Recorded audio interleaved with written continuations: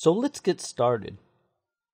One of the nice things about Odoo is that it's an open source business application framework. That means that you can download it and have the source code and begin using it right away. You don't have to have license agreements or pay any kind of trial fees. It's also nice that it runs on a variety of platforms. And in this case, like a lot of cases, we're going to run Odoo under Ubuntu. Ubuntu is typically the preferred operating system for running Odoo, although you can run it under Windows or other versions of Linux. Another common practice is to run your Ubuntu server under a virtual environment. And so if you've already installed Odoo and you're familiar with that process, you may wish to skip ahead to the section in which we go ahead and get into customizing Odoo. However, if you would like to see how to install Odoo from scratch, and in fact in this case install a Ubuntu server from scratch, that's what this part of the video is for. It's really for people that have just gotten started with Odoo. They want to see how to get it installed on Ubuntu and how to set up a Ubuntu server. So even if you're not familiar with Ubuntu, even if you've never installed Odoo before, this video and this set of lectures will help you get started.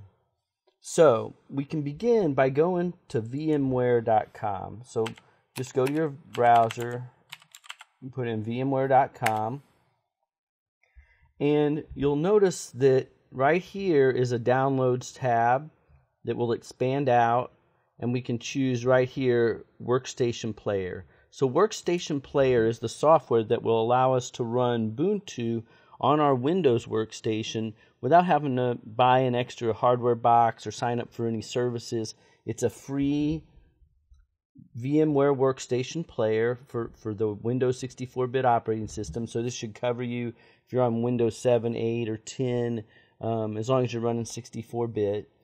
And you can also install Ubuntu in a lot of other platforms. There's lots of sources out there for choosing where to install Odoo, but we're going to go with a simple free combination here. So you can go and just click download, and this will download your VM Workstation Player. So click that download link and you'll see it download here, and it's usually a pretty quick download.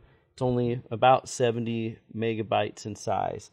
Now, once it is downloaded, you will click just like any other application and install this VMware player. So I can go ahead and bring it up like this so you can see how you get your installation wizard, and you'll just follow through this and install it just like you would any other application. So I'm going to cancel this because I've already installed VMware Player, and you just install it like you would any other application.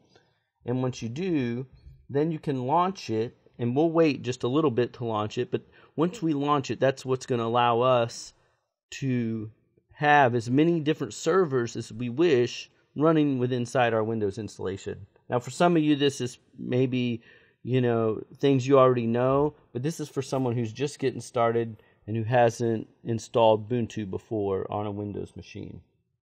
So once you got your VMware Workstation Player downloaded, now we're going to go to Ubuntu.com and download the 14.04 build of Ubuntu. So once again, we can go over here to download, and we do want the desktop edition. Now, if we were not going to be doing development, this is a development-centered video, we might choose to use just what they would call a headless server without an interface. But because we want to be able to use some of the graphical tools, we're going to go ahead and use the desktop version. So it's going to kind of give us a little blend of the best of both worlds. And you'll see right here that we got Ubuntu 14.04.3, and the LTS stands for long-term support.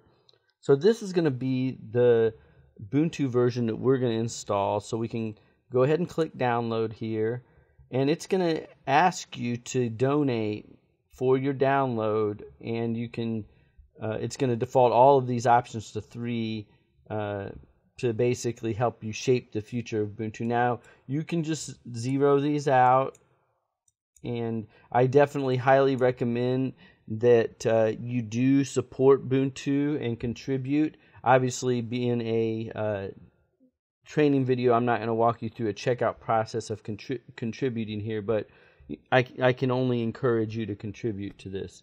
So I'm going to go ahead and click download, and just like with our VMware player, we're going to get a download message coming up here at the bottom, and we're going to now wait for the time it takes to get that downloaded. You can go have a cup of coffee or do something and come back.